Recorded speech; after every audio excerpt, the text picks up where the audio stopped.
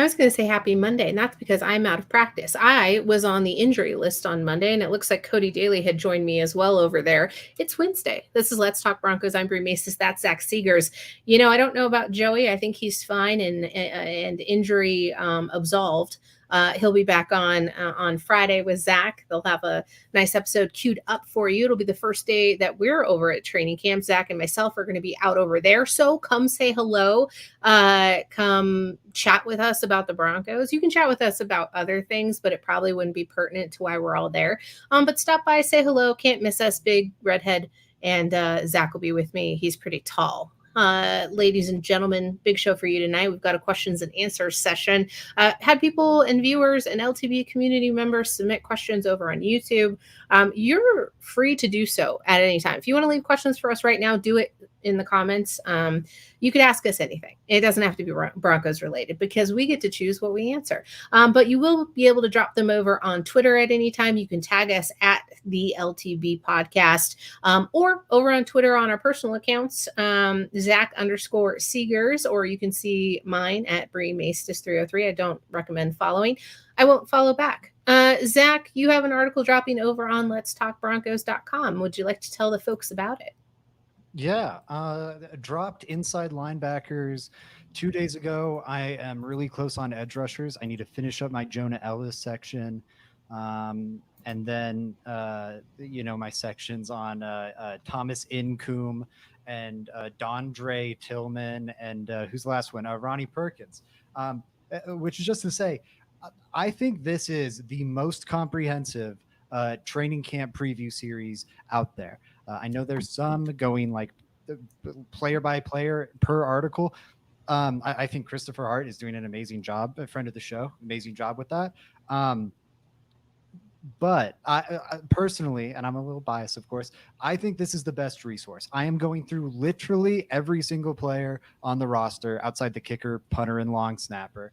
And I'm giving you like 400 words on all of them, just breaking down, the big questions. Are they going to make the roster? If they make the roster, what are they going to be doing this year? What do they need to accomplish this season? What questions are lingering over their head? So I'm really proud of it. I think it's really in depth. Go over to letstalkbroncos.com. They're all over the homepage. They all link back to the previous articles, so it's easy to find. And with training camp right here now, get ready for the season.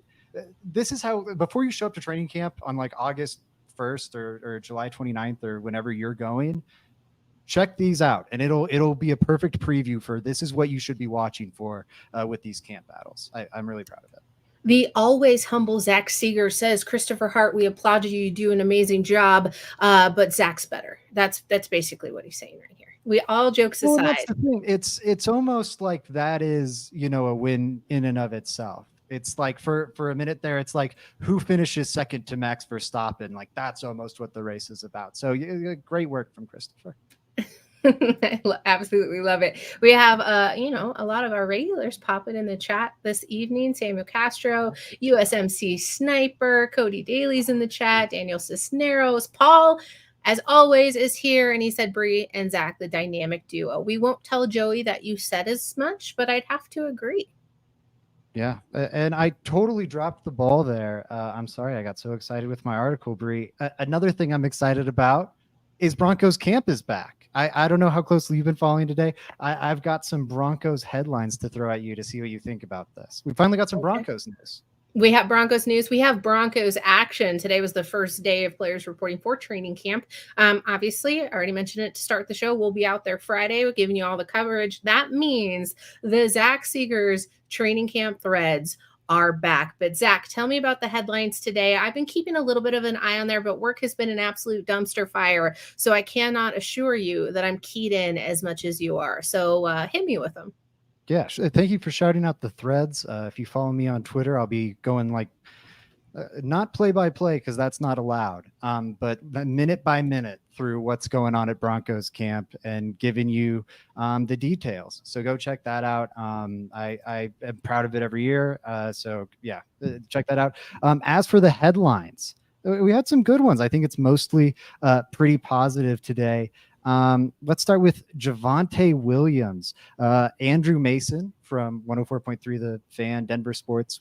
Whatever they're calling themselves, reported today that Javonte Williams looked pretty great. Had his burst back and said it's the best he's looked since the knee injury. 850 KOA's Benjamin Albright echoed that and said not only did he look great, but he took all of the first team snaps. Are you buying, Bree, that Javonte Williams is back?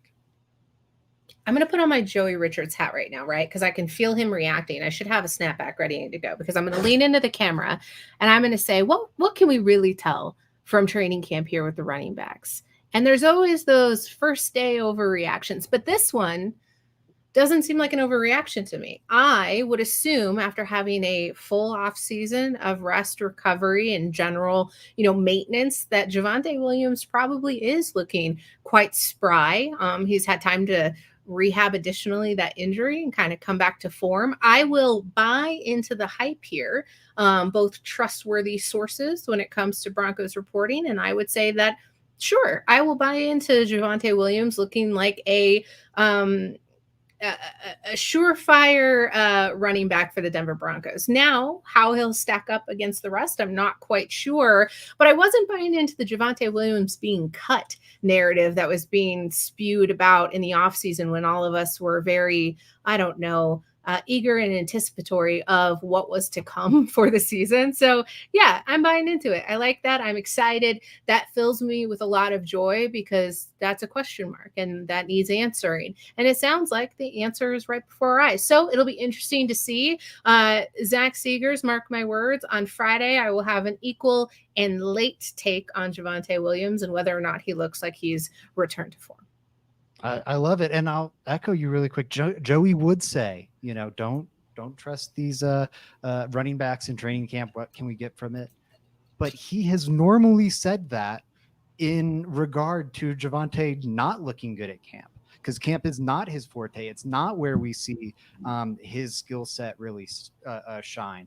So the fact that he's actually looking good this time around, maybe it's improved vision, who knows, but to me it is promising. Next one for you, similar lines, Bree. Greg Dulcich was a favorite target of Bo Nix today, had a big completion that was going viral, a good little catch and run, looking fluid. Are you buying that Greg Dulcich is back? Joey in the chat, that Greg Dulcich is back, Bree, and maybe even tight end one ahead of superstar Lucas Kroll. Lucas Kroll, the best offensive player on the Denver Broncos, Lucas Kroll. Why are we qualifying it with offensive? Best player. You're right. It was that broad. Joey Richards spending $1.99 of his hard-earned money to call us his least favorite podcasters. That's wild. Joey Richards, we appreciate you. The $2 isn't coming back. We're keeping that. And yeah, I feel now I'm concerned. No, go ahead. Sorry, I will say it's great he donated the $2 because that's really easy for us to divvy up. It's like he took the third dollar out for himself already. It's great.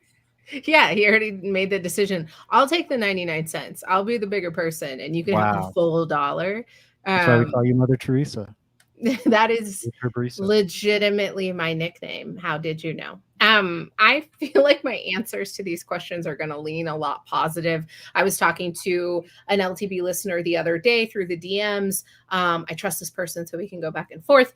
And the idea was, what's your feeling? And I said, well, I have to start and lean a little bit positive so then it can just snowball down the hill when inevitably things go to shit and injuries start to pile up. But this one made me happy to see and hear. There is no reason to prop Greg Dulcich up. The incoming expectation is to be super tempered with the expectations with Greg Dulcich. So to hear that he was doing well, I saw a clip of him dicing up out there. So moving well, wasn't on the side field. All of those are super positive. So I am going to Oh man, buy or sell? Can I hold? Can I can I hold stock option on this one? I'm not ready to make a determination until I see it with my eyeballs, both of them through my sunglasses. I also love his Zach's trying to clear up the focus, and it's just fun to do Yeah, that while there you're we on go. There we camera. go. Um, I'm excited about it. Let's say I'll buy into it right now. And I will quickly short sale myself if I need to, and take a loss if it's not what I think it is. I'll use Joey's money to do that. So, Joey Richards, thanks again for the super chat. Everyone else watching, pick your game up. Yeah, I'll Um, buy this one. yeah, I'm right there with you. I've been banging this drum for a while. I don't think we're going to get 17 games from Greg Dulcich. I would bet against the Broncos getting 10 from him. But Adam Troutman played, I think, 17 games or dang near close to it, and tallied 200 yards on the season. They need a little more receiving juice out of that position. I think Dulcich can offer it for at least a portion of the season. Last one for you here, Bree. Today we're going away from Broncos camp. We're going to the other coast, almost to Pittsburgh, where Mike Tomlin said, pretty much, shut up, stop asking me about how many reps I'm giving to Russ and how many reps I'm giving to Justin Fields. I'm not going to comment on that.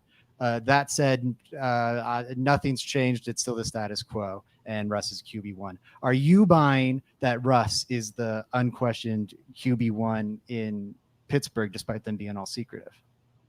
With all biases aside, I buy this one. I don't think that um, I don't think you at least don't start Russ week one. Now, how quickly that change, how quickly that changes, I'm not quite sure. But yeah, I'm buying it. I don't know Mike Tomlin's temperament outside of he's just not taking a whole lot of shit that often. And so him being non-committal and in talking about a QB competition really isn't going to move the needle much for me. It would be like Sean Payton coming in and saying the exact same thing, and just not committing to, and he's not committing to his current quarterback situation. But the trying to compare Bo Nix and Russell Wilson doesn't make a whole lot of sense here. I would like to see what Justin Fields has. I do not think you're getting much more than what you saw from the Broncos last season with Russell Wilson. I hate talking about Russell Wilson right now, but I think it's important. I'll buy into it just because I think Tomlin isn't really a big bullshitter. Um, but that's not like how I hope it works itself out, if that makes any sense. How do you No. feel about that situation? Because I know we're all kind of like, it is what it is, but who would you rather start for Pittsburgh? Who gives them the better chance of winning 10 plus games? Yeah, I think that's a good question. I would go Justin Fields. I think Russ is not the worst quarterback in the league, but I do think he's got to be one of the most limited starters at the least. And I think, like, especially when we're talking offense, limited often equates to bad, and there's good reason for that. I think the Broncos passing game last year, although it wasn't the worst in the NFL, it was actually middle of the road, which is part of the reason I'm so optimistic about this season. Was I think they were fine in spite of what they had to work with, which was, I think, the most limited passing game in the league. Maybe Carolina, actually Carolina is probably a little more, but the 31st team in terms of like how what was at their disposal on offense. They had to play inside such a tiny little box because of Russell Wilson, and it was very easy to defend because you had to operate within such a small area, and there was so little you were able to do. One, because of how small the area was. Two, because of just other strengths and weaknesses of the player. It was so difficult. Like, man, I don't think you can win that way. I don't know. I think there's a very good chance he starts week one. I would kind of bet he does. But I think by October, Justin Fields is the starting quarterback. Again, if not by week one. Pittsburgh wants to win. They're a competitive franchise. They're not a tanking franchise. They have the winning record streak under Tomlin. Like, they consistently show up. They're not a tire fire franchise. They, that stability I think is more likely to come from Fields. Also, more invested in Fields. Russ kind of played himself with the contract thing. He wanted to Mhm. spite the Broncos by signing this vet minimum deal to force the Broncos to have the highest dead cap hit possible. Problem is, the Steelers aren't invested in Russ at all now. He is the lowest paid backup quarterback in the league, like, let alone. So, meanwhile, Fields is making 4 times what he's making, which isn't much, but it's something. And they gave up a draft pick for him. I think he's not going to sit on the bench for long. I really do like that. I agree with you. I think it'll change, and it's definitely where my heart feels it is, but I think I have to lean off of that a little bit, just knowing how my brain works and how my biases work. Because my next question to you was, and it's completely devoid of what we're talking about tonight, but that's usually how Let's Talk Broncos goes when we're not an entire trio. Joey's just commenting away. Joey Richards, get back to work. Yeah, show up on the Aaron, show. yeah, or at least jump in, like tag in. Give me a break here. Aaron Rodgers was listed on that top 100 NFL players of 2024 as number 92. Um, I don't I don't know if 3 snaps of football gets you to the 92nd player in the NFL for the entire year, but I just wanted to use more of my biases to um, crap all over that and have you provide statistically why that's nonsense. Yeah, I mean, for starters, I don't know. It's been a minute since we've seen the good version of Aaron Rodgers. I think he was fine in 2022 with Green Bay, but it was pretty rough, especially if you look at it. I think people that understand the quarterback position better than I, and also just watch more, non-Broncos games than I, like Nate Tice, I'll point to. Coined the phrase like the Aaron Rodgers performative deep ball, because like if he just didn't like the play that was called, he'd just like drop back and like toss it deep, which by the way is me in college football 25 in Road to Glory mode. I'm like, I don't like that play. Curl flats, this is some lame stuff. Hot route with forverts. That's pretty much what Aaron Rodgers was doing that last year in Green Bay. I think he's going to be more engaged this time around, but we're talking about a 40-year-old off an Achilles. And unlike Kirk Cousins, where the Achilles does not play a huge role in Kirk Cousins' game, on a relative scale. Aaron Rodgers, when he was at his peak, was like the original Mahomes, like with his ability to kind of extend plays in the pocket, manipulate the pocket really well, and then just throw absolute missiles on a dime from like bizarre arm angles and platforms. A lot of that is, going to be leaning on the Achilles. And it's not like that's his entire game, but that's a good, I think it's what makes him special. And I think it happens, 5-7 times a game. Like Patrick Mahomes doesn't have to go Superman every single play. They ask him to do it 10 times a game and he delivers. I don't know if Aaron Rodgers can deliver that at this point in his career.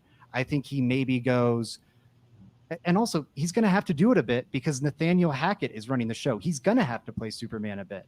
And I think off a torn Achilles, I don't think his batting average is going to be that good. I think he'll be a fine starter. I think he'll be close to like Russ last year, like the 20th best quarterback in the NFL. He's better than a lot of them, but whatever was special about Rodgers is kind of gone. That's my theory. I wholeheartedly agree. Although on the Nathaniel Hackett point, I think they have a consultant now for all of that dirty work. Let's get in to some Let's Talk Broncos mailbag extraordinaire. Lots of questions. We'll try to get through all of them. I've wasted a lot of time just being me. Sorry about it. Jair asked over on, I believe this dropped on our YouTube. So thank you for commenting on YouTube. We picked them up for you. Do you believe we start 5-1 through the first 6 games? If Bo Nix starts, what games are you guys going to? I'll be at the home game against the Chiefs in week 18. I will be at every home game. Please come say hello. I won't tell you where I sit. You have to find me like, where's Waldo? 5-1 through the first 6 games is wild. If Bo Nix starts or if anybody starts, Zach, how do you feel about a 5-1 record for through the first 6 games? How would that make you feel? And where do you think they actually? We'll do a whole like seasons predictions, record prediction show, but off the cuff, Zach, how are you feeling about this one? I think it's very, very confident. A little maybe too confident for my liking, and I love it. Hey, let's be optimistic in Broncos country. I will say though, right? Vegas has the Broncos at 5.5 wins for the season right now. So I think 5 in the first 6 would be um, remarkable. Now I will say, I think the Broncos. This is a little teaser of when we do like our season long bold predictions episode, or preseason episode. Um, I have pretty high expectations. I think the Broncos are going to be one of the surprise teams of the NFL this year. I don't think it's going to be like Houston Texans level. Um, but I think Bo Nix is going to considerably improve quarterback. I think they're not really worse than they were last year. I think they actually might even be better. And last year's team was pushing for a playoff spot up until the end. I think that had a lot of lucky bounces and whatnot. But I do think they're going to be one of the pleasant surprises of the league this year, where everyone's like, "Oh, I didn't think the Broncos were going to be a decent team. I thought they were going to be a tire fire," kind of like the Bucks last year. Though we're not in the NFC South, so you're not going to slink into the playoffs. I think like 3-3 seems reasonable. You got the Seahawks, who are, I think, competing for a playoff spot. The Bucks, who are competing for a playoff spot um, in that first 6. Outside of that, I don't think the schedule's that difficult. Pittsburgh's going to be a solid team, but I think they're kind of middle of the pack. The Jets, I think, are going to be solid, but kind of middle of the pack to what we were just talking about. I think the Raiders will be bad, and I think the Chargers will be middle of the pack. And I think 3-3 there, and you're really happy, because I think that would mean you're right on par with like the middle of the NFL, and the Broncos are expected to be like a bottom 3 team this year. 3-3, I'd be thrilled. All things considered, I do like your point about the Raiders and the Chargers. Two AFC West divisional rivalry games in that span bodes well for some momentum. You gotta take something, right? Both games, you have the Raiders game and the Chargers game are home games.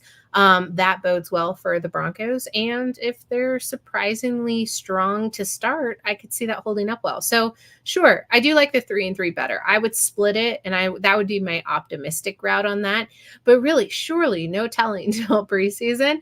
But we'll make sure to get our schedule predictions and all that stuff out there. Thanks for your question. We're going to move on. Oh, interesting. This one's from Zach Seegers. Who are the Broncos' 5 best active players, not named Miners or Sertan or Lucas Kroll? Go. Yeah, it's tough.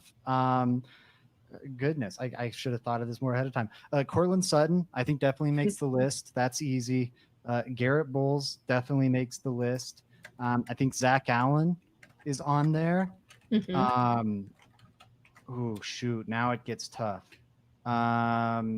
Those 3 I feel are pretty easy. God, after that, Did McMillan. you? I think Uh-huh. McMillan is there already. Would I say? And I could look. Could look so bad, but I think he's gonna wind up I being think there. you have to take your left or your right tackle. And then I already took Bulls. Okay. And I could go McGlinchey. McGlinchey's definitely in conversation for that 5th spot. I think Javante. Oh man. Paul's taking the Oh, John entire Franklin safety Myers. position.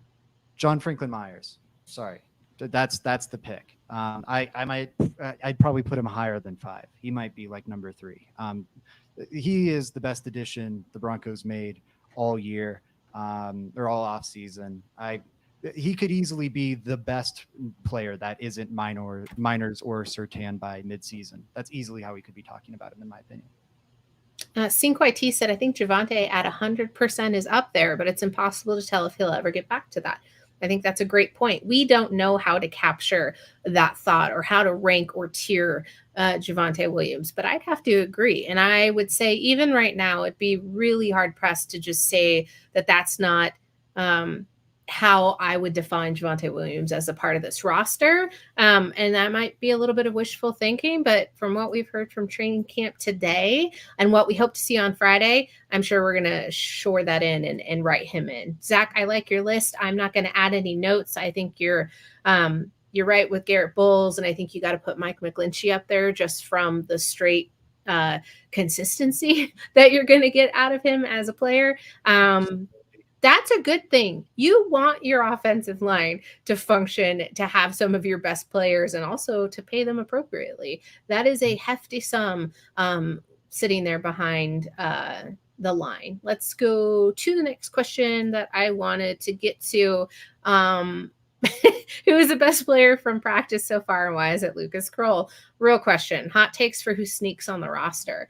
The sneaky roster conundrum. You have questions of how many running backs are the Broncos going to keep? How many wide receivers are they going to keep? What does that defensive backs room look like? Because there's a lot of people vying for spots. Zach, you're keyed in, and I know that you always have kind of a finger on the pulse of who is the most likely to make the roster. And I believe that this one is for the 53-man roster. It doesn't note that, but I'm just going to go with that. Who sneaks onto the roster? Who's currently on the list right now? And make it bold. Yeah, I think some names that'll definitely surprise some people that shouldn't. I think they have an excellent chance to make it, maybe even better than most. Andre Smith, it was a signing that wasn't talked about at all, happened late in the summer, kind of under the radar, but he's a 7-year 6-7 year NFL vet that's kind of bounced around as a special teams linebacker. On Monday's show, Joey and I talked about how poor this linebacker room is. There's room for him to sneak in there on the back end. Michael Bandy, another guy kind of under the radar signing, was lumped in with the other practice squad signings, except his contract is closer to a little Jordan Humphrey, the guy we're talking about right in the thick of these camp battles at wide receiver. And when we had Henry Chisholm on the show, he said Michael Bandy was like the biggest winner of OTAs for him, and was looking really, really solid. NFL vet. He's been like, I don't think he started, but he's like caught passes in NFL regular season games before. So a guy that I don't think Broncos country would be familiar with at all, but could surprise. Frank Crum, Alex Pałkowski. I think one of those guys is going to be their young, like, developmental tackle project. I could see that being fairly surprising. Angelo Blackson falls into this group too, a guy that I don't think Broncos country would know anything about. But has been in the NFL before, has played NFL games, and is, at a position where the Broncos need bodies. So there's a good chance I think he is one of those. Zach, related to the linebackers, because you were naming off a couple of them, is Cody Barton slated too high immediately off the bat there, being signed as an unrestricted free agent? I think it's a great point. He could be. I think he's a solid, like a 6 out of 10, maybe a 7 out of 10 coverage linebacker. He's above average. He can help there. But you're getting at the expense, probably the worst run defending linebacker in the league. And I don't know. Jonas Griffith, pre-injury, or injuries, I should say, early in 2022, was a better linebacker than any of the guys he's competing against for that second job. From like of what we've seen of those guys, I think he's better than Cody Barton. Frankly, he was better than Alex Singleton, or at least what we saw from Alex Singleton last year. Alex Singleton played out of his mind in 2022, which is how he stole the starting job from Jonas Griffith in the first place. But if you're not getting that version of Alex Singleton, I think there's a great chance Jonas Griffith is better than him, let alone Cody Barton, who, again, I think has some serious gaps in his game. All right, fair. Thanks for answering that for me. On to a Zach question. This one's for Zach, about Zach. Marie in Denver asks, question, well, we're in this sort of rebuild sort of kind of thing. I like that. It's a sort of kind of rebuild, because Sean Payton would never admit that we were rebuilding. I mean, why show your, I don't know. I don't know how Sean Payton rolls, other than he doesn't really tell you everything, because who tells you everything? You got to keep some of the secrets close to the vest. Why not take advantage of Zach Wilson and his skills and allow Knicks the opportunity to grow and learn? This is a question that we've talked about quite a bit here on Let's Talk Broncos. because the conversation goes to who would Bo Nix learn the most behind? Is it a Jarrett Stidham? Is it a Zach Wilson? Depends on how high you are on Zach Wilson. And it sounds like Marie might be a little bit higher in that category for Zach Wilson itself. I don't know how much you're learning from Zach Wilson apart from Jarrett Stidham. Zach, would you like to surmise the conversation that we've had on LTB about sitting Bo Nix behind Zach Wilson? Yeah, I think, yes, it's a matter of how high you are on Zach Wilson, but that's just another way of saying it's a matter of how high you are. Because if you are sober, I don't know how you're coming to the conclusion that it's Zach Wilson. Sorry, but and Kratz said it perfectly for me here. All you can learn from Zach Wilson is what not to do. Like when I want, I don't know. I like a Mitch Trubisky was a mentor for Josh Allen in Buffalo, I think it was, or Kenny Pickett. And like, yeah, that guy didn't work out, but it's not like, oh, Mitch Trubisky's such a knucklehead. Like, no, he just didn't have it.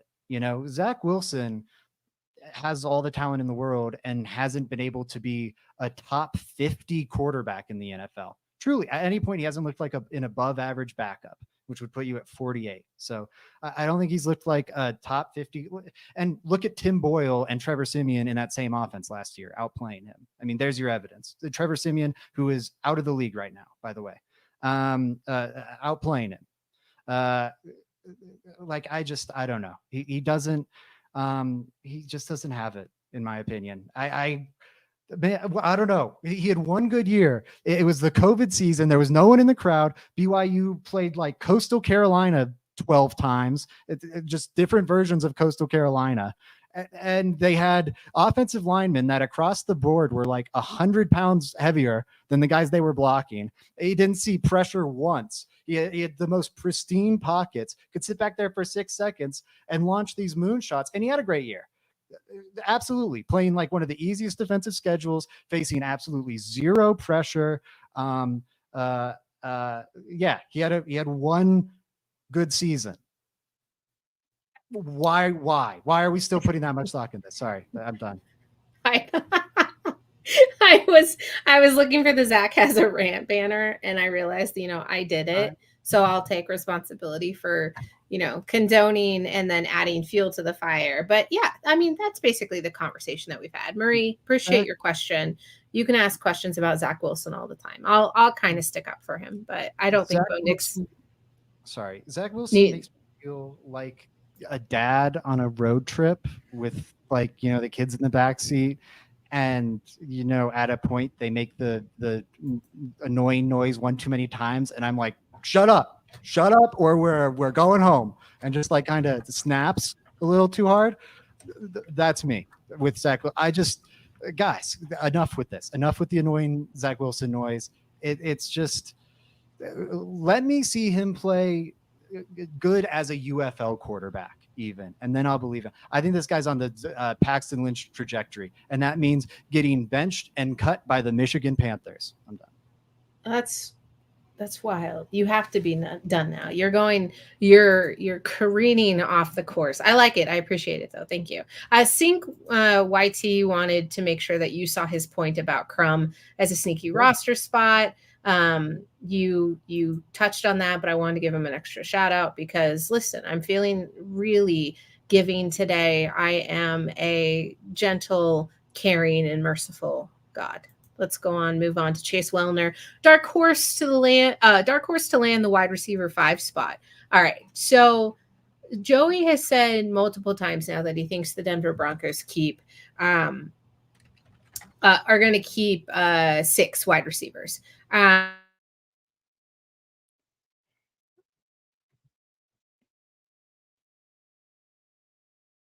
I the problem, or is Bree's internet the problem? I'm not sure. In case I'm pretty sure we're on the same page here. I think I'm the one that's not frozen. I'll get Bree out of here. So she's not on a awkward freeze frame. I think she'll appreciate that. Yeah, okay. Dark horse in the wide receiver 5 spot. I'll pick it up right where she was dropping off. I think she was talking about how Joey's predicted that he thinks, I think he's predicted the Broncos will carry 5 wide receivers. Maybe it's been 6 though. We've talked a lot about this room. The top of it with Sutton, Reynolds, and Mims is pretty clear cut. But after that, it gets pretty interesting with like, will Tim Patrick make it? And then who is that 6th guy? But let's say dark horse. I think this question is assuming Franklin is the 4th guy. I kind of think he'll be the 5th guy, but who could that wide receiver 5 be a dark horse for you? I already mentioned Michael Bandy. I think he's a great dark horse for that. We're talking about a much more refined route runner, I guess. Receiver, or refined just in the sense that he's been an NFL player before, which like you can't say about Devon Villay. I could see him making it. I think the argument against it is he's competing with, for example, a Lil Jordan Humphrey, who was another like borderline practice squad guy. And who did that job go to last year? Lil Jordan Humphrey.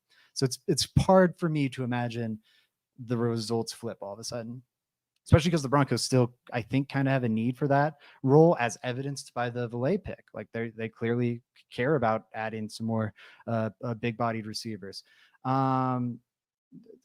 I think Brandon Johnson's a great pick for like the sleeper 5th man. Our lads doesn't have him there right now. Our lads has him. Let me back this mic up. I feel like I'm way too close right now.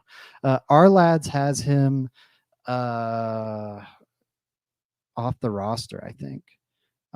Yeah, they have him as like wide receiver 7. But like Lil Jordan Humphrey, they have him off the roster as well. I think he's a great sleeper.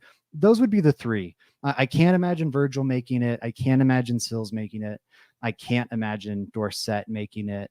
I wouldn't consider Villay, Franklin, or Patrick sleepers, but they're probably the favorites. Let me see. Do we have any comments? Oh, Bree's back. What even happens? Am I here? Can you hear me? Yeah, you're great. I had no idea. I wasn't sure if I was the one that froze out or you. And I took a leap of faith, and I think I ended up being right. So that was good. Yeah, I just talked about the receiver thing some. I think my final answer is Brandon Johnson, though Lil Jordan and Michael Bandy also have a case. Lil Jordan is going to have a roster spot whether we like it or not, and we do like it. A big fan of Lil Jordan, but I think he'll always find a way to get back on the roster. I saw an interesting question too. I wonder if it's on here, but I'll go on to the next question. We have a lot to get through, and we're making miraculous time. I don't know how, and I think it's because I'm just a fast talker. Let's get to it. Dilip Rao asked, do the Broncos have a brain trust in place, Peyton, etc., to maximize draft picks and draft enough players going forward to refill the talent desert that is this roster? Does the team need a real front office overhaul above Peyton? Okay, I know the direction I think Zach is going to go into, but I just want to preface with, I still am not bought into this roster being entirely depleted. So I will preface my kind of stance advices in that general. I know I don't need to, but I think it's really important to note that although I may be pessimistic in some fronts, I'm not really optimistic when it comes to this team. However, I don't like to speak in absolutes, and I don't like to necessarily say that this roster is a desert of talent. But Zach, I'd like to know, what's the brain trust look like for the Denver Broncos in your eyes, and what are they going to do about draft capital or in general talent for this roster moving forward? When are they in the clear with Russ's contract, and then I guess fill in the rest? Yeah, first I just want to say Joey's a great broadcaster. I just want to throw that in. Oh shit! All right, Joey. Well, if you say so, so be it. But yeah, we fired Joey Mack. I'm gonna throw you a bit of a curveball here. I do think they might have the brain trust in place.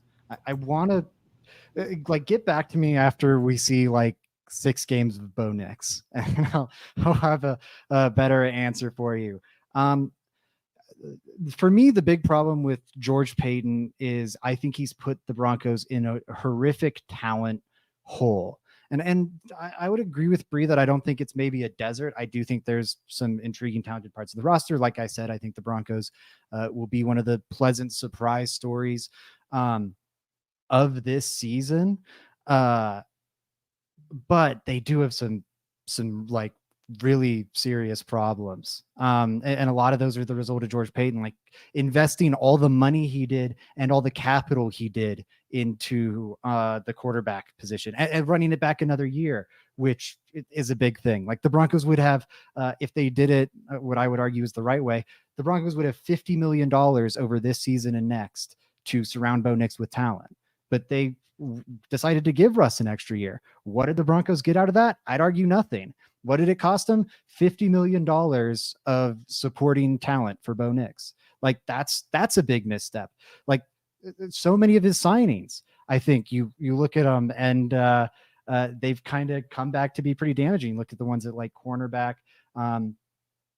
Zach Allen ended up looking pretty good. I'm trying to think of the Alex Singleton sticks out to me is a pretty rough one.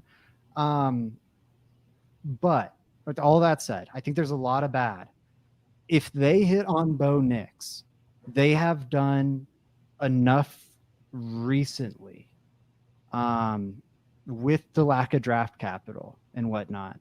With their contracts, I think they've gotten a lot smarter with how they hand out veteran contracts.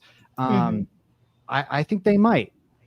And if you asked me 3 months ago, I probably would have said heck no. Going back and reviewing the 2023 Broncos, the pieces on it I really like. Like I love Nick Bonito. I think getting Nick Bonito at like pick 64 or 63, whatever it was, that looks like an awesome George Payton pick. I'll give it to him.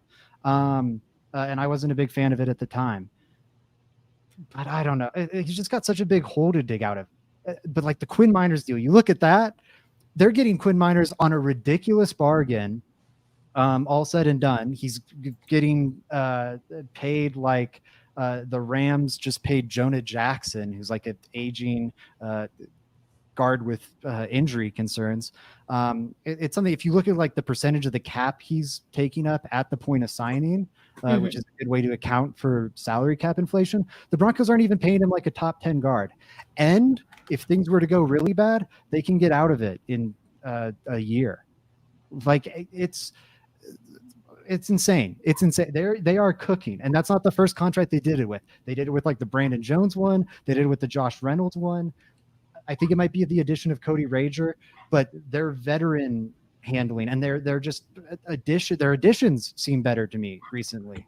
If Bo Nix works out, I think they'll have the brain trust. I'll say yes. I think there was a little bit of having to dig out from the previous brain trust to sort of get everything under themselves. I think that George Payton still gets an unfair amount of blame. And One Eye Jack said after the Minor signing, I feel like George Payton's job is more secure. I would have to agree that in general, everything's moving in the right direction. The Broncos will obviously shore up on Patrick Surtain. Everything will look really good as far as how they handle re-sign. And then if Bo Nix turns out pretty well, then we've got the developmental piece under the belt. It will almost be as though the Broncos are fully functioning once again. Please ignore the very loud rappy dog who is being extremely annoying right now. Let's move it on over to Chug69 said, which positional group do you feel is the most confident in right now for 3 to 5 years? So the outlook in 3 to 5 years, I might actually lean edge. That's an interesting one, Chug. Not sure, though. I like the young talent at receiver, and you do have Surtain McMillan probably for a while at corner. But I think the 4 at edge are really, really talented. Right now, it seems like a sore spot. I don't know if a lot was done in the offseason to make you feel absolutely secure in it, but you're right. The next 3 to 5 years could be interesting. Zach, with the growth, development, and retention of the current edge players, do you see it being like a 3.5 year keep everybody and see a lot of growth and potential within that unit? A little spoiler for my article I have dropping here shortly. I don't. I think one of these guys is going to go, and that's part of the reason I probably wouldn't go there. I think you've got Cooper, Browning, and Benito all coming up for expensive extensions, and regular or relatively speaking. It might end up being only $10 million a year, but that's a hefty chunk of the cap. So yeah, I think they'll probably have to let one of those go. Um, the best case I can make for retaining all three would be all three play well and you're happy with all three. So to the point that you don't just go, hey, well, we've got these two. We're okay letting the third expensive piece walk. You're like, no, let's keep this trio so we can rotate them and they look great. So I think they have to have pretty strong seasons, all three. And then on top of that, it has to be not so strong that they, as a three pack, become too expensive to afford all three. Because if they play so good, all of a sudden you might not be able to afford all three. So it's a really like, they got to thread the needle right there, and it's going to be difficult. Getting back to the question though, which one would I believe in the most? For if you're just saying 3 to 5 years, my immediate inclination is running back, and I'm sticking on that. I think edge would honestly be my second pick, and it's really close. Cornerback, I like that one being thrown out there as well. But I think I'm going running back. I feel, man, it's tough though. You're projecting Estime. That's the problem. But if I feel very confident in Estime, and I think that's going to be a solid power back for the next 3 to 5 years. I think McLaughlin is going to be a great like receiving back, third down back for the next 3 to 5 years. There's at least a chance Javonte is back to form, and then you have a really dynamic runner leading the way. And I feel like if any of those gambles goes poorly, they'll keep Samaje Perine at least for the short term, and then probably replace that eventually with another draft pick. So I like the talent in that room already. I like the youth of it. It's set to, oh, I guess this could be Javante's last year. But yeah, I don't know. That's tough. There's not many. It's a little spooky. Do you think Estime is going to be a great utilization point for like cleanup crew? Like, do you just see it being a really gritty style of play? And you see that really separating him from the rest of the group? I'm still kind of shocked with you leaning in on this narrative of the running backs because, you know, a mere 12 months ago, you weren't even considering them like people. Well, So, okay, this is crazy. I think the run game is valuable. I just think okay. I believe Estime can come in as a 5th round pick and be like a positive impact player. Not many positions we're talking about that with 5th rounders. That, for example, is why I think you. Now, are there guys worth paying? Yeah, I'm not a don't pay running backs guy, but like Bijan, I'll pay Bijan. You know, you have to I don't qualify know that about Melvin statement. Gordon or Philip. Don't pay certain running backs. I don't want to get that's another story for another time. I'm sure we'll get into it Yeah, we again. didn't say any names. But yeah, I think that's the path to like this being the best Broncos team. Like it, I think the best possible outcome for the 2024 Broncos is Bo Nix is a fine game manager level quarterback, which would be phenomenal for a rookie. Like, don't have your expectations at CJ Stroud. That's an insane extreme outlier. If you are a average starter as a rookie, you are a top like 15% rookie quarterback. If you get like just functional play from him, because I think we've seen Peyton with like Teddy and Taysom Hill and the like have strong offenses during his time in New Orleans. Jameis Winston gets thrown in there too. I think if you get like competent play from the quarterback and then Javante's healthy, this offense could be pretty dang good. I think they are built to out physical these defenses.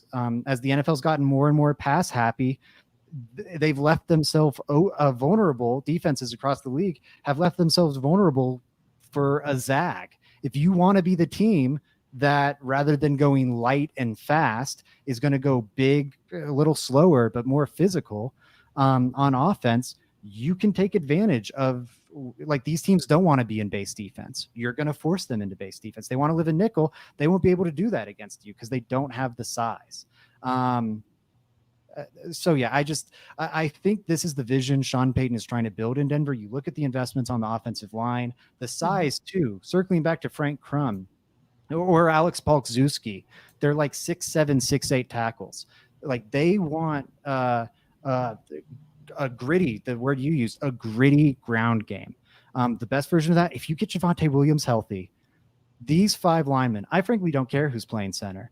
This offensive line plus a healthy Javonte Williams plus Audric Estime and then Jaleel McLaughlin is like the change of pace back. That's Sean Payton pulling the strings. That's a top 10 offense. I'll throw it out there right now. If Javonte Williams is the Javonte Williams of 2021, the Denver Broncos will have a top 10 offense.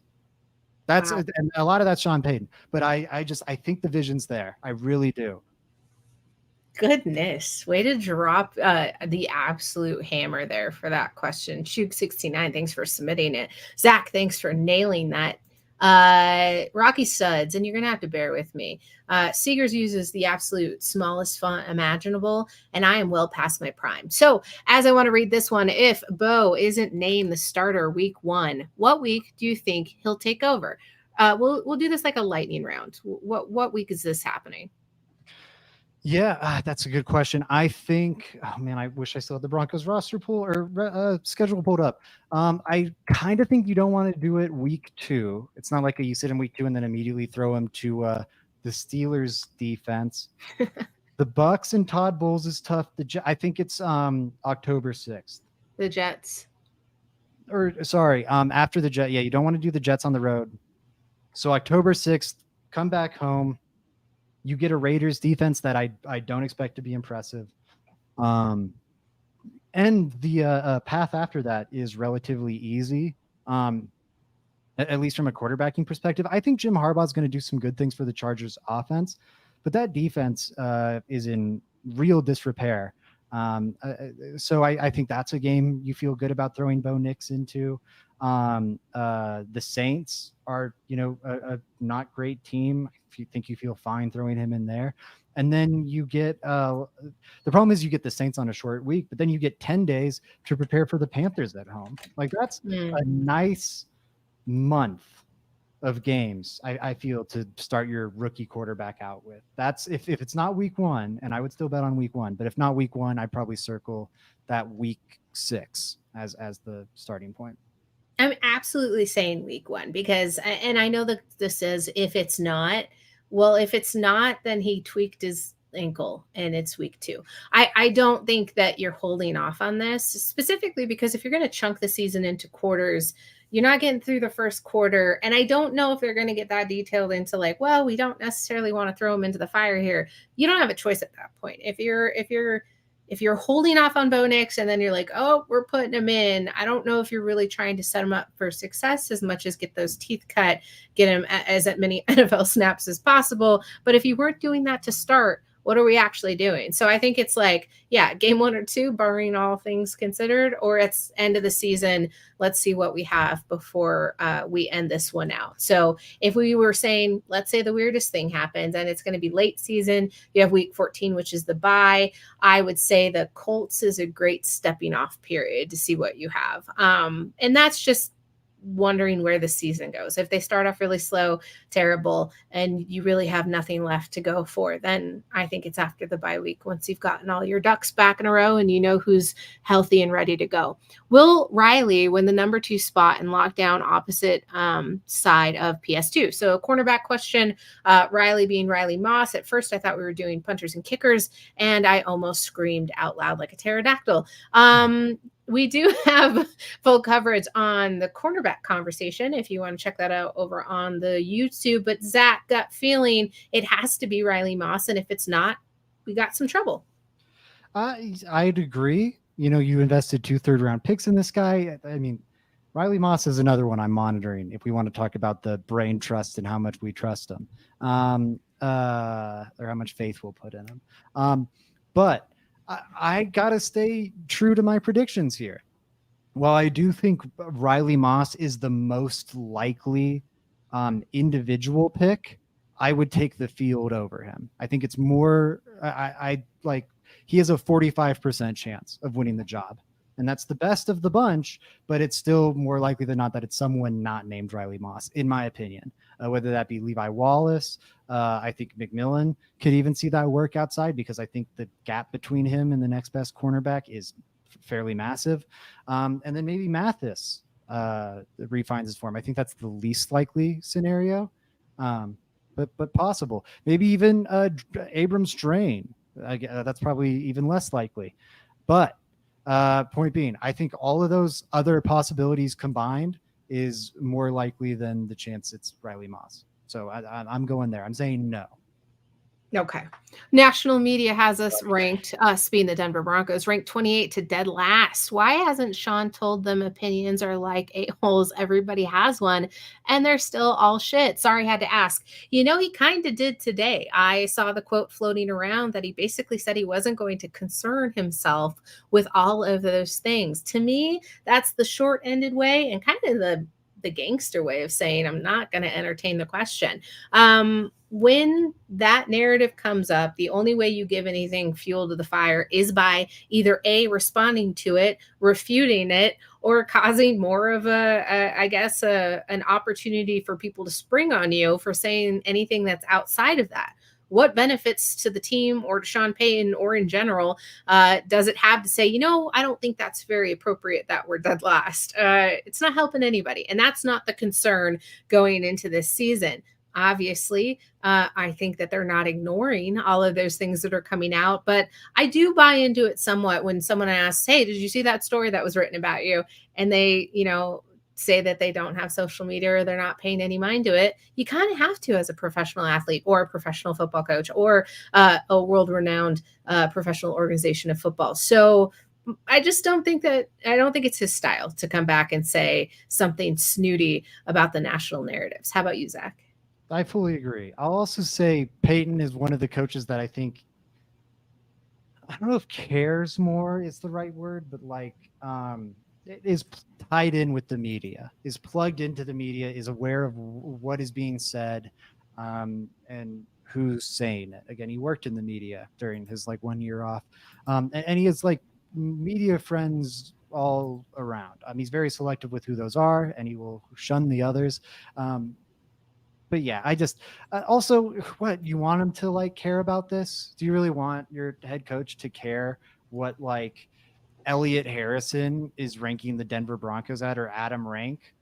I agree with Victory Lap. Use it as motivation. But I just, who cares? I would point to, and I thought he had the perfect answer, and it's what he should do. He pointed to the 2006 Saints, who everyone thought were going to be the worst team in the NFC. We're going to be, in the Matt Ryan sweepstakes. And instead, they make the NFC Championship game and are dang close to reaching a Super Bowl. And that's year one of the whole thing. And yes, that's because Drew Brees dramatically outperformed expectations when a lot of the world thought he was done. Broncos have that same chance right now. Not that I think they will do it. I don't, but it's possible. I think this team has a wide range of outcomes. So yeah, I love Peyton's response.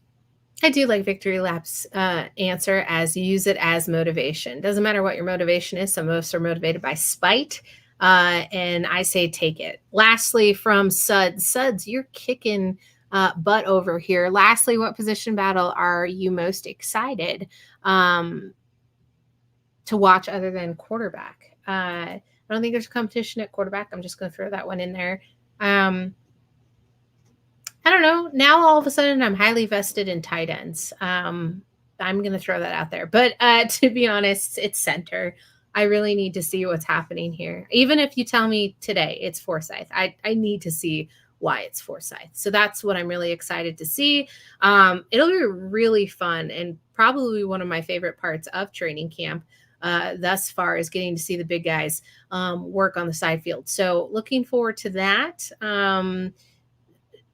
I don't know. The trenches are fun. So center, that's my answer. Yeah, I think back into the wide receiver room. We talked about running back. Hard to kind of get a read for the running back position here. I think you can get an amazing read for the running back position in preseason. I think preseason gives you a better evaluation of the running back position than just about any other position because it's pretty fake football. But training camp, you get nothing out of it. Although I am very curious to see how Javonte looks. So I'm going to go a little different direction, but similar here. And I'm going to say wide receiver, specifically the back end of that. Like, how is Tim Patrick stacking up with Devon Villay and Troy Franklin, and Lil Jordan Humphrey? I think that is extremely interesting. Yeah, that one came to mind. And then shoot, I had another one. Linebacker. Linebacker, I'm curious about, purely because I have some hot takes with it. The one I said earlier this show about Jonas Griffith maybe making some waves. I don't know. That room feels like it's primed for some tumult, and I'm ready to watch it. Okay, we're going to live react to that when it does happen, but I'm sure you'll have an article over on Let's Talk Broncos breaking that down. I do like the ominous though. It's almost as though it's what are those soap operas? It's like As the World Turns. We're waiting for the ends to split out all over the place when talking about linebackers. I'm sure you'll have some terrible words to speak about Alex Singleton. We're gonna do a lightning round real quick. I heard you earlier. Samuel Castro said, "What makes you excited about this upcoming training camp?" I don't know. It feels like the vibes are a little bit different. I had asked a question to get my thoughts and feelings out going into this, and I feel like it's going to feel primarily different than last year. How that is, I think we've already seen that kind of in the responses from Sean Payton. He's admitted to it, sort of wanting to have everything under his control, which we weren't surprised by. That's his personality. I do feel like we'll feel a lift there, both for the players, the roster, the general feeling of training camp, but just in general, it's not going to feel so much so like we switch school districts. It'll just feel like the first day of school. That's why I'm excited about it. It is walking up, getting into the sun, and then spending hours out there with all my buddies. Yeah, I'm excited for the obvious answer, but screw it, Bo Nix. You got to figure out quarterback, and I am a huge proponent of you just keep swinging until you find one. That was my whole case during the last two quarterbacks when I was critical of them, and it kind of became my thing. My whole thing was like, guys, look at this. This ain't it. It's time to take another swing, to take another bite of the apple. And that's what we have with Bo Nix. This is the latest swing, the latest bite of the apple. And maybe it goes bad, and then the Broncos will be on to the next one. But then they'll get it out of their system, and they'll be on to the next one. It's hopefully it works out. And if it is, I mean, man, it could be really, really exciting times in Broncos country moving forward, no matter what else is going on with this team. The quarterback is just so powerful in its ability to rise all ships. Look at what Trevor Lawrence is doing in Jacksonville. I know the general public dislikes Trevor Lawrence. Guys, he is carrying that team to 9-8 every year. The GM and coaching staff has let him down at every turn, and he's still a dang competitive team. They've won a playoff game. I know. Point being, you don't even have to look at the extreme Stroud Texans example. If you can hit on that quarterback, so much else just doesn't matter. And there's a chance the Broncos hit on a quarterback. There is a chance, or it's Dak Prescott to Denver. Mac TV asks, what do you think the PS2 contract will look like? Also, who stays after this year, Browning or Cooper? Firstly, I hope it's Browning. Love Baron Browning. Not necessarily that it's a race between him. I don't dislike Cooper, but I think Baron Browning is the answer for me here. I don't want to elaborate too far. We are in the lightning round. I know Zach will probably be able to jump into that a little bit, but I think the PS2 contract resets the market. I think that's the guy, the best in the league. You're not looking for him to play catch up there, and hopefully it gets done soon. I think it's lovely that they were able to get Quinn Miners done and then give them some ability and breathing room. And then Zach, correct me if I'm wrong, but next year there's even more potential to pay Patrick Surtain more because of the way that they designed that. Yeah, they'll be able to. They're not going to be hurting to pay Patrick Surtain. They're going to get that done. The Broncos are in a place right now in their rebuild where they are harder pressed to find players to spend cap space on than they are to find cap space, especially with rich ownership. The cap is a bit fake. Like it's not fully fake, but it's a bit fake. It's like Tinkerbell. It's like it's as real as much as you believe in it, kind of. Um, and the Broncos are in a position with their rich ownership to just not believe in it. But even if they had cheap ownership and they had to be really strict with how they adhered to the salary cap, um, they have boatloads of money. I think they're projected to have like it's close to 100 mil next year, or maybe it's like 50 mil next year and 100 the year after that. I think it's 100 mil next year and like 200 mil the year after that. So they rolling in dough. They'll be fine. What as for like what it'll look like, if you look at like the average percentage of cap at signing, top of the league is like 10%. So probably would line him up around 25 million a year, and then it looks like 4 or 5 years is pretty standard. Um, Probably 5. I mean, the risk is cornerback so high variance, but I imagine say 125 million over 5 years, and I would say the guarantees on that would probably be around 50. You'll probably have the first 2 years guaranteed, and then who knows after that. But yeah, 25 mil per, I think that's a good ballpark for you. I love it. Barron or Cooper? Oh, thank you. Cooper, I think he is like Benito can do a lot of what Browning can do, and is maybe even ahead of him in a lot of it. I don't think there's another guy on the roster who can do what Cooper can do at this point. I like it.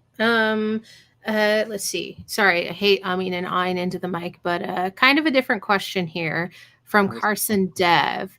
Yeah, this is the one that I was going to speak on earlier. So with the UFL college draft just happening, if you're Blake Watson or Dallin Holker, would you delay the NFL dream to have a lot of opportunity in the UFL, or are you sticking to the back end of the roster and the practice squad? I was interested in this mostly because I needed to see what's the UFL paying their players, and the minimum salary is half of what it is for the practice squad.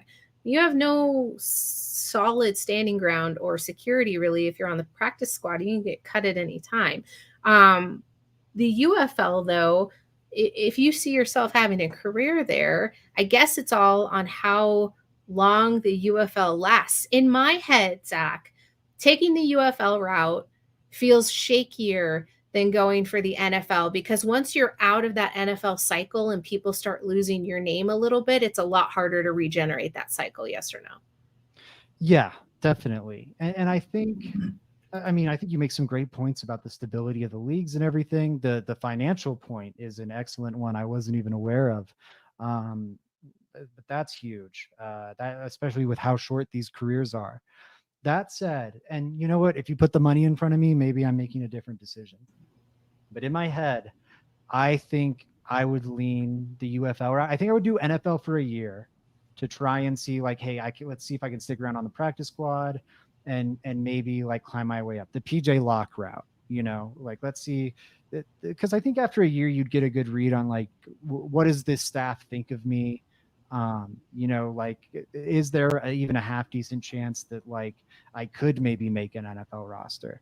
And if that's the case, I think I would probably keep up the grind. But if we're like Darrell and Chami, who's like at the very back end of the edge room, after a year as a practice squad or UDFA, it's so hard to kind of imagine him on the practice squad. Like that would be a big accomplishment for him, let alone making the roster. I think I would go UFL. I think about AJ McCarron, and he had the luxury of already making millions and millions of dollars in the NFL, but walked away from much more lucrative NFL contracts because he was like, my kids have never gotten to see me play professional football. Like my dream was to play professional football, and I've been a career backup. And you know what? Let's play for the St. Louis Battlehawks and let's have this experience. And again, thinking about how short these careers are, average is like 2.5 years or something like that. Mm-hmm. I think it's so easy to, 2.5 years from now, it's like, man, I never got to even play. I never even got to step on the field. And that would just knowing how I am, that like FOMO would be heartbreaking for me, to the point where I think, I'd try and get on an NFL roster, but if I was like, this ain't happening, I need to play. I need to play. Sign me up for the DC Defenders. I think I would go that route. Interesting. I like that take too. I really wasn't considering those circumstances, and that really highlights a point in which it would make sense for the player themselves. I don't know Holker or Watson's personal circumstances, but I was just reading about a player who had recently got cut while their child is, seeking and needing in need of medical assistance, and now he doesn't have insurance. And so the uncertainty, I'm a very secure and risk adverse person. So that in itself, not saying the NFLPA's healthcare is that much better, I don't know, but yikes, that to me would be what sets me up for the safest route, I think. But you're right, 2.5 years, 3 years. I think 3 years used to be the average, and it might be even shorter now with the turnaround. You just never know. Life is short. What matters most to you in your present circumstances, and only you can make those decisions. Exclusive 1995.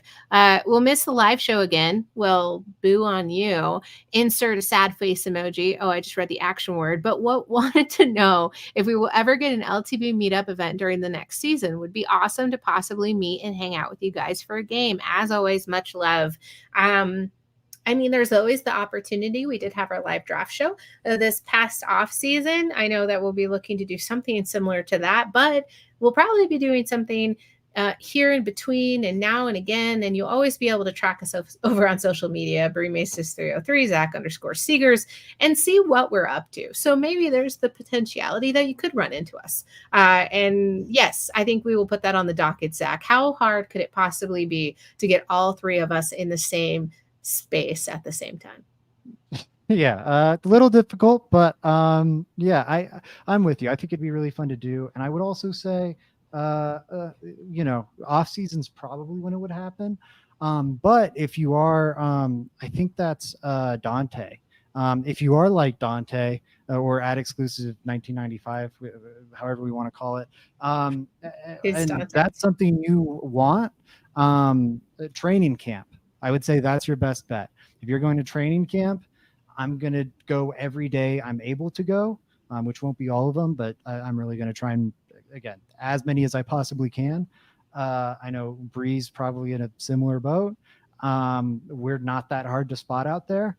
That's how we met Carter. That's how Carter became a member of LTB, actually, funnily enough.